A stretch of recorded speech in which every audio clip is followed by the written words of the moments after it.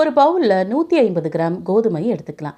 இதை ஒரு 2 டைம் நல்லா வாஷ் பண்ணி நல்ல தண்ணி ஊற்றி ஒரு ராத்திரி முழுக்க ஊற வச்சு எடுத்துக்கலாம். இந்த கோதுமையை மெல்லிசான துணியில் தண்ணியெல்லாம் எடுத்து ஈரமான துணியில் ஒரு ராத்திரி முழுக்க கட்டி வச்சுக்கலாம். அடுத்த நாள் ஒரு 50 கிராம் கருப்புழுந்து, அரை ஸ்பூன் வெந்தயத்தை சேர்த்து நல்லா கழுவி நல்ல தண்ணி ஊற்றி ஒரு 5 மணி நேரம் ஊற வச்சு எடுத்துக்கலாம். இப்போ நம்மளுடைய கோதுமை பாருங்க நல்லாவே முளை கட்டியிருக்கு, சத்துக்களும் பல மடங்கு கூடியிருக்கும். இதை மிக்சி ஜாருக்கு மாற்றி நம்ம உளுந்து ஊற வச்ச தண்ணியே அதில் சேர்த்து நம்ம அரைச்சி எடுத்துக்கலாம். இப்போ அதே மிக்சி ஜாரில் ஊற வச்ச கருப்புழுந்து 3/4 ஸ்பூன் கல்லுப்பு சேர்த்து நைஸாக அரைச்சி எடுத்து அந்த மாவு கூடயே சேர்த்து மிக்ஸ் பண்ணி ஒரு 2 மணி நேரத்துக்கு அப்புறம் தோசை சுடலாம். இந்த மாவை அதிகமாக புளிக்க வைக்க வேண்டாம். ஒரு 2 மணி நேரத்துக்கு அப்புறமே நீங்கள் தோசை சுட்டு எடுக்கலாம்.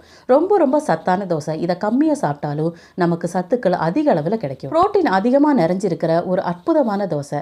இதை குழந்தைங்களுக்கு அடிக்கடி செஞ்சு கொடுங்க. ரொம்ப ரொம்ப மெல்லிசாக நம்ம சுட்டு எடுக்கலாம். ரொம்பவே டேஸ்ட்டாக இருக்கும்.